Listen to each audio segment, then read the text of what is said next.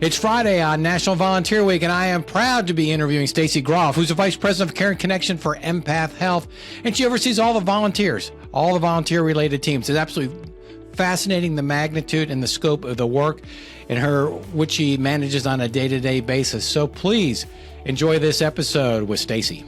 Hey, did you know that we have a YouTube channel with all these podcasts and video? You get to see what's going on, what we look like when we're doing these podcasts. So if you'd like to go take a look, it's youtube.com/@thecorley-company. We'll see you there. We are recording this episode last week for you all, and so it's National Volunteer Week. So how appropriate. So Stacy, welcome to the podcast. I tell you what, let's start off with tell us a little bit about your history, your background, and how you came to work at Tidewell. Sure. So born and raised in Baltimore, Maryland, and then split my undergraduate time between Ithaca College and Temple University. When I finally realized what I wanted to be when I grew up, I had about 5 majors at Ithaca and settled on music therapy instead of music performance, which I was doing up at Ithaca. First job out of college was with an incredible organization called Hospice of Palm Beach County, which is now Trustbridge, over on the east coast of Florida, and oddly enough is now a part of Empath Health where I work. So it's very full circle. But relocated over to the Sarasota area, just fell in love with it. And my husband was over here. We were dating at the time. So moved over here and then ended up as a volunteer coordinator with Tidewell, which is also now a part of Empath Health, and grew from 20 years ago, a volunteer coordinator, to just gradual promotions. And now I'm overseeing all of volunteer engagement, music therapy, massage therapy, our veteran services, and our Jewish community outreach program for the entire Empath organization across the state of Florida. Oh, my Lord. So what is this? Could you give the audience and me a little bit of the breadth, the scope of that? When you say volunteers, how many? When the programs, how many do you all serve? Because I know you're a huge organization now. We are really fortunate that many of the parts of our organizations have been in our communities for over 40 years, most of them. Some are new startups, but collectively our organization engages more than 3,500 volunteers each year. Many of those are people who come in regularly, but we do have a portion of individuals who come in. Businesses do done-in-a-day projects, supply drives, that type of thing. But really fortunate that a good 3,000 of them are people who are engaging with us on a regular basis. And they do, goodness, I think it's close to 350,000 hours of service a year. Something around that number. There's always things that people don't document. That's a trick with volunteers. But our sort of return on investment, our volunteer value ends up being more than $8 million each year with our program. Okay, so this is an incredibly large program. Obviously, you all have it down to what I assume is a science, but I'm curious, what drew you to working with volunteers to begin with? And then we'll get a little bit into the operations, but I'm curious, why volunteerism? So my career, when I started, I was a board-certified music therapist, so using music at the bedside with patients as an alternative to some medications and sort of a holistic treatment. And through that, I kind of saw how individuals could be very withdrawn. They could be lonely. They could be isolated, especially in the business lines we're in with people who are homebound, end of life, in nursing facilities. So it just kind of became a natural switch. You know, how can I help these people? What can we do to make their quality of life a little better? And you can be so creative with volunteers. You're not really stuck in a box. You get someone who comes to you with a talent and you create a whole program around it. So it's been really, really refreshing and just nice to be able to see each day, how can we improve what we're doing for our patients? What innovations can we come up with that could help people as demographics change? But you can just be super creative. And honestly, I laugh sometimes because I will see some of our volunteers end up as employees on our orientation roster. And I just go to HR and said, I had them doing it for free last week. So it's also very special to work with people who are doing this for no paycheck. They're doing it because they want to be here, because they're tied to your mission. It's just a very different way to connect with people and connect them to your mission. And so how do you even begin to manage a volunteer program? So there's a lot of steps to that, and depends how big or small you are. I think the first step is you have to get the whole organization behind it. It can't just be that volunteer coordinator. We're fortunate with the size of our organization that we have a whole team that engages our volunteers. Some organizations are smaller and they have one individual, but it's got to be an organizational culture. You can't just have one person driving it. When that volunteer walks into a building that might not be where the volunteer coordinator is, they've got to feel just as welcome as they did at orientation. They've got to feel needed. They've got to feel like what they're doing is purposeful. And that takes a lot of investment of time, but also an investment in making sure the organization understands volunteers are a part of what we do here. We believe in them and we back them. And so, in taking it down to another level, how do you schedule them? How do you manage that breadth of people? I mean, do you have systems in place? Do you have rules, regs? Just because this is I appreciate it, and I know what volunteers do, but I can't even fathom managing that. So they're interesting. When you have staff, you can say you work Monday through Friday, Yes. 8 to 5. Yes. You can call a volunteer and say, hey, we need you to do something on Thursday from 8 to 10. And they say, so sorry, I'm going to Hawaii. If I said that to my boss, she would say, I didn't approve that. You're coming to work on Thursday. She wouldn't. She's wonderful. Right. But with a volunteer, you say, well, thank you so much. We're so grateful for what you're doing. So it's kind of taking a lot of the management theory that you've known and that has driven you as a leader and tossing about half of it out the window. But we do have utilities. We are finding that volunteers these days are a lot more tech savvy. Where we were 20 years ago, we were on index cards and Excel spreadsheets. It was phone calls, not much email. We're to the point now at our organization, we do use a volunteer software package that does let us do some scheduling, lets us do mass emails without getting flagged, as junk mail, lets them sign up for shifts. But we are also this year rolling out a digital platform for our volunteers that visit patients that's gone through all sorts of security audits and patient sensitivity audits where they can actually use their cell phone, see their patients, map to their patient's home, do their documentation, see everything real time, which is a huge shift because we used to, in my head, this is how it worked. Someone would call this poor volunteer, they're driving down the road, they got you on speaker and they're trying to write on a Post-it note where they're going and what's going on. It just wasn't safe for anyone.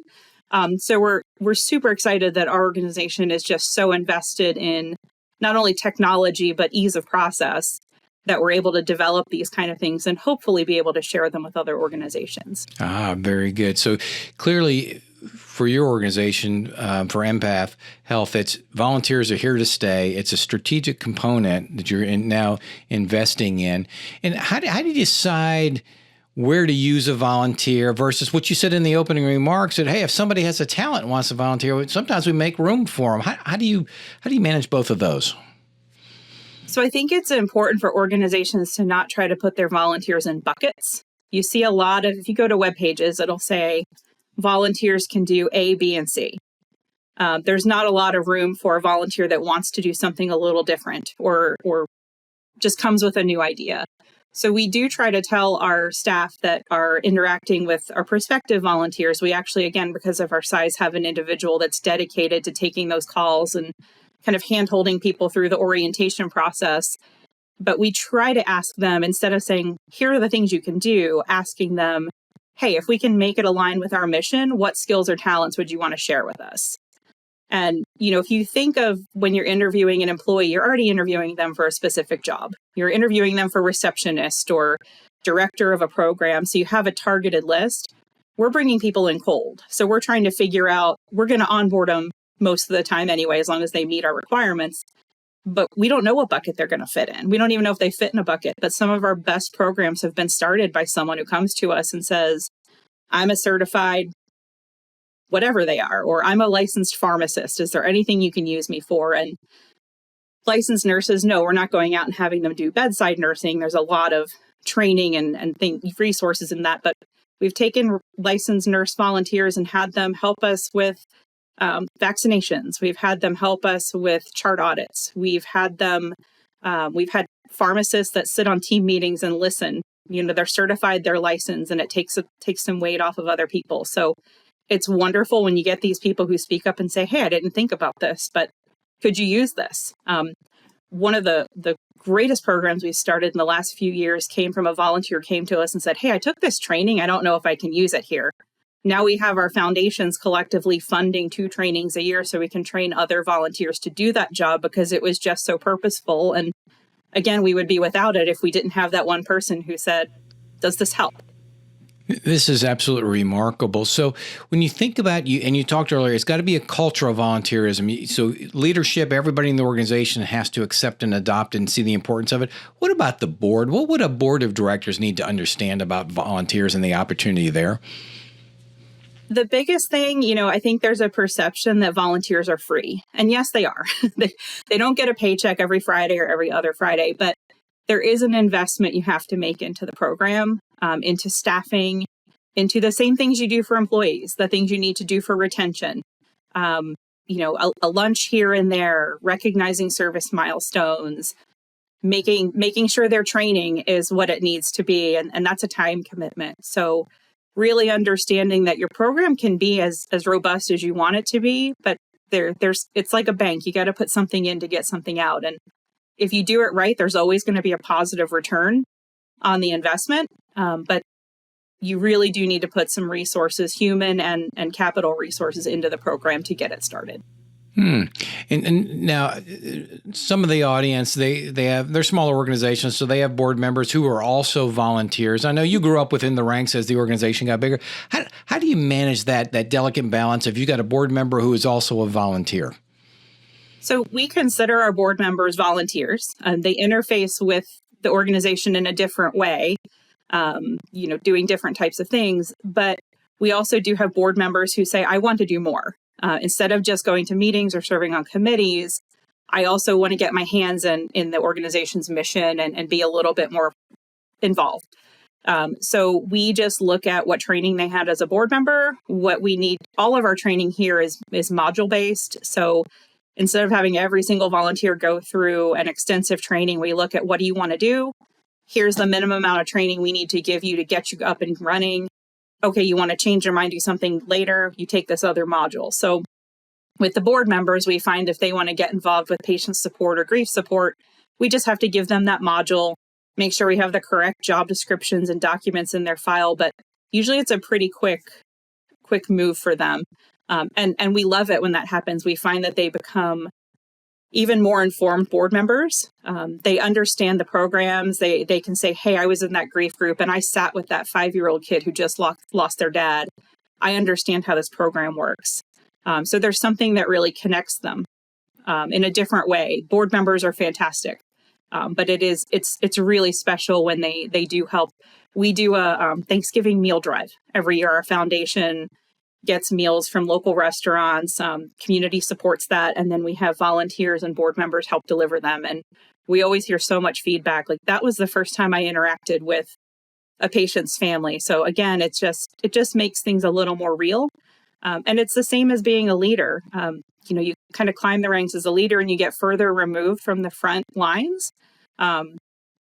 It just brings you back and it makes you kind of remember, this is the why. This is why we're doing what we're doing. This is why we're making the decisions we make. And this is our mission. Yeah, that's well stated. And as if you looked at volunteer programs, whether yourselves or others, are there common mistakes? Are there pitfalls that you would encourage organizations to avoid? I think the first one I would say is underinvestment in the program. It is different than managing staff. You don't have people there full time, so the ratios can be different. But you have to think about the individual running your program. If they truly are kind of a one-stop shop, they're your recruiter, they're your trainer, they're your manager, they're your HR department that cheerleads and does the retention activities. So they're everything. So you really need to get the right person in the role. It is not just an administrative job where you sit back and type in a computer. You've really got to be willing to interface with people from all different backgrounds, all different connections with your agency. But ask them, what do we need? What do we need to make this successful? And there's always compromise, just like in anything else. But an easy way to do it is, what are we doing for our staff? Hey, if we're especially a small organization, if we're having a hospice and home care potluck for our staff, let's invite the volunteers in that area. It kills 2 birds with 1 stone and it creates teamwork. So not forgetting it's there and making sure that the investment is there in the program. The other thing I would say is, assuming the program can run solo. There's a lot of things that you can engage teamwork in. We offer continuing education for our staff. We send the email to the volunteers. If we're doing it on Teams or Zoom, and we've got a license for 1,000 people to attend, let's let 1,000 people attend. If we're having a picnic somewhere or our team's going out to lunch, if there's a volunteer that works with your team, just invite them. A culture of we have lanyards for our volunteers they wear around their neck. If you see that purple lanyard that says volunteer on it, it doesn't matter if it's the person that works with you on a daily basis. Say thank you. It just goes a long way. And I think some places we kind of just get caught up in the day-to-day and kind of forget those things. Oh, I love how you frame that. They're part of the team. Include them. I mean, they're human beings like the rest of us. Just because they're a volunteer doesn't mean they're persona non grata, and they don't appreciate the invitations to trainings, potlucks and things like that. I think that sounds like that's really important. And except for the lanyard, I'm not so sure you could tell them apart in your organization. No. And I'll add a third thing, doing things over and over the same way. A lot of nonprofits, especially in Sarasota, Manatee, they've been here for a long time. I can't remember this area without places like Moat Marine and Selby Gardens. Like, they're just legacies in our community. Sarasota Memorial, Tidewell's been around for 40 plus years. But if we were still doing things the same way we did in 1982, it wouldn't work. Times have changed, resources have changed. But we find in volunteer programs, and a lot of the talks I do all over the country are about, throw it out the window, do a needs assessment, see what your volunteers want instead of just guessing and throwing money and resources at things. But you've got to constantly change. I mean, perfect example, 20 years ago, we were only celebrating volunteers in National Volunteer Week, and we had a big luncheon, and I would say maybe 50% attended, but that was our appreciation for the year. So the volunteer that started with us on May 1st, we didn't do a thank you for them or any type of appreciation formally until they'd been there for a year. If you had an employee that you didn't thank for a year, they're probably not going to be there a year later. So we really looked at, what do you guys want? What's meaningful to you? And we reshaped our whole program to be doing things throughout the year, a lot of things that met social needs. But every year we reevaluate what we're doing and make sure we're still on the right track. Oh, that's fantastic. What wonderful advice. So as we wrap up this interview, Stacy, this has been a wealth of information. You've got potentially 3,500 volunteers listening to you right now. What would you say to your volunteers? I mean, thank you. What else can you say? I mean, they're doing things because your mission's special to them. They come here without needing to get paid on a Friday.